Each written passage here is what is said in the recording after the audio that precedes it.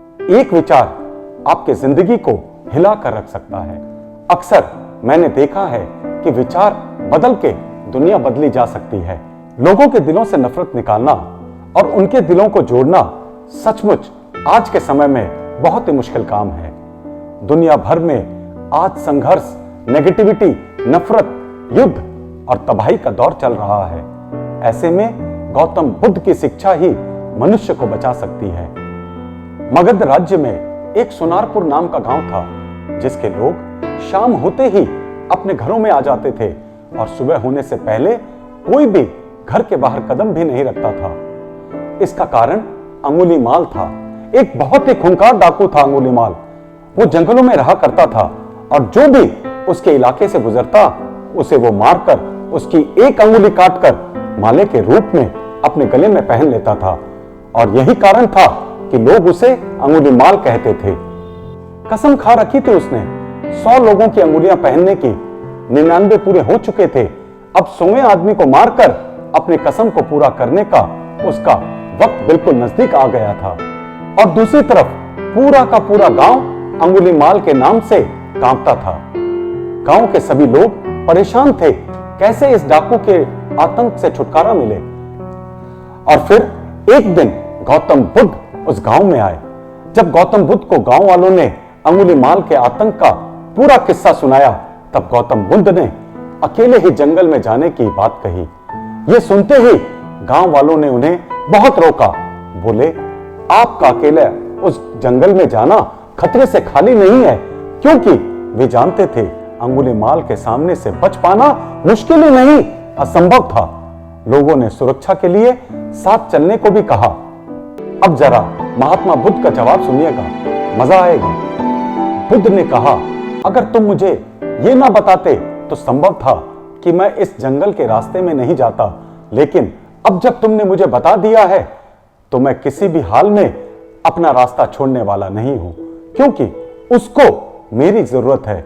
किसको बोलिए तो? यानी कि अंगुलीमाल को मेरी जरूरत है, और वो साधु ही क्या जो मौत के डर से अपना रास्ता बदल दे। महात्मा बुद्ध नहीं माने और उस जंगल के रास्ते पर अकेले ही आगे बढ़ने लगे। अंगुलीमाल ने दूर से बुद्ध को आते हुए देखा तो बहुत प्रसन्न हुआ कि आज मेरी प्रतिज्ञा पूरी होने का समय आ गया है। आज 100वें इंसान को मारकर अपनी कसम को पूरी करूंगा। कहानी सुनिएगा बड़े ध्यान से, जिंदगी में आपके बहुत काम आएगी।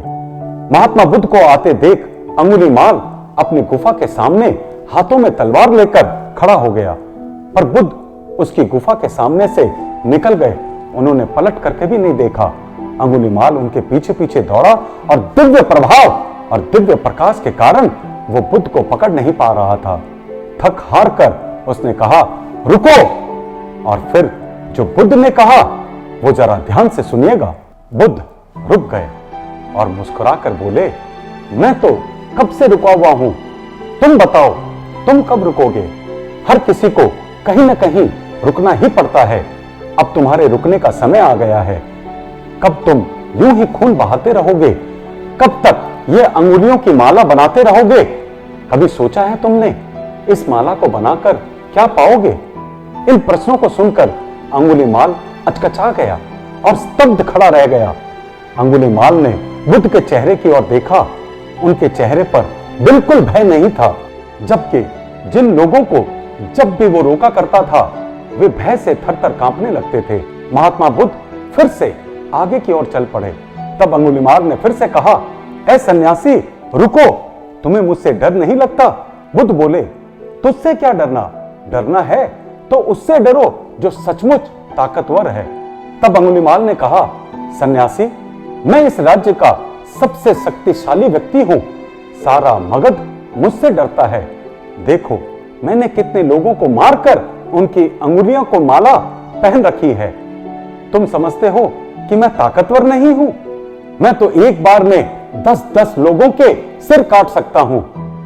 बुद्ध बिल्कुल भी नहीं घबराए और बोले, मैं ये कैसे मान लूं कि तुम ही इस राज्य के सबसे शक्तिशाली इंसान हो? तुम्हें यह साबित करके दिखाना होगा। अंगुलीमाल बोला, बताओ कैसे साबित करना होगा? बुद्ध ने कहा, तुम उस पेड़ से 10 पत्तियां तोड़ कर ले आओ। अंगुलीमाल ने कहा, बस इतनी सी बात? 10 पत्ते तोड़े और बोला, इसमें क्या है? कहो तो मैं पूरा पेड़ उखाड़ सकता हूं। महात्मा बुद्ध ने कहा, नहीं, पेड़ उखाड़ने की जरूरत नहीं है।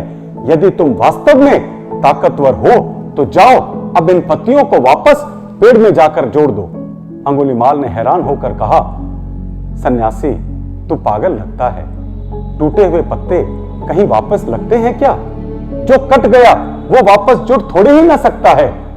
तो बुद्ध बोले कि मैं भी तो यही तुम्हें समझाने की कोशिश कर रहा हूं, यही बोल रहा हूं। जब तुम इतनी छोटी सी चीज को वापस जोड़ नहीं सकते तो तुम सबसे शक्तिशाली कैसे हुए? अंगुलीमाल, काटना आसान है लेकिन जोड़ना मुश्किल। हम जोड़ने का काम करते हैं, काटने का नहीं। और तुम जो काम करते हो वो कोई बच्चा भी कर सकता है। यदि तुम किसी चीज को जोड़ नहीं सकते तो कम से कम उसे तोड़ो मत। यदि किसी को जीवन नहीं दे सकते तो उसे मृत्यु देने का भी तुम्हें कोई अधिकार नहीं है। काटना बहुत सरल है, जोड़ना बहुत मुश्किल। तूने 99 को काट दिया, अब एक को जोड़कर बता। तुम जिस चीज को जोड़ नहीं सकते उसे तोड़ने का अधिकार तुम्हें किसने दिया? एक आदमी का सिर जोड़ नहीं सकते तो काटने में क्या बहादुरी है? अंगुलीमाल अवाक रह गया। वो महात्मा बुद्ध की बातों को सुनता रहा। एक अनजानी शक्ति ने उसके हृदय को बदल दिया। उसे लगा कि सचमुच उससे भी ताकतवर कोई है। उसे आत्मग्लानि होने लगी। वो महात्मा बुद्ध के चरणों में गिर पड़ा और बोला, हे महात्मन, मुझे क्षमा कर दीजिए, मैं भटक गया था, अब मुझे शरण में ले लीजिए। विचार बदल गया साथियों, विचार बदल गया और अंगुलीमाल की जिंदगी पूरी तरह से बदल गई। एक विचार आपकी जिंदगी को बदलने के लिए काफी है। भगवान बुद्ध ने उसे अपने शरणों में ले लिया और अपना शिष्य बना लिया। आगे चलकर इतिहास कहता है अंगुलीमाल एक बहुत बड़ा सन्यासी हो गया। इससे सीख मिलती है कि हिंसा करना बहुत ही आसान है, लेकिन किसी को अपना बनाना बहुत ही मुश्किल। किसी भी वस्तु को तोड़ना बहुत ही आसान है, लेकिन उसे बनाना बहुत मुश्किल है। जो व्यक्ति चीजों को बनाता है वो महान है, और जो व्यक्ति चीजों का विनाश करता है वो शैतान है। अगर कोई व्यक्ति 99 लोगों को मारने के बाद सन्यासी हो सकता है, अंत में मैं आपसे बस यही कहना चाहूंगा, दुनिया का सबसे नेगेटिव आदमी पैसों में, रिश्तों में और सेहत में भी अरबपति, करोड़पति, लखपति क्यों नहीं हो सकता है? अगर हम भी अपने विचार बदल लें तो हमारी भी दुनिया बदल जाएगी। All the best.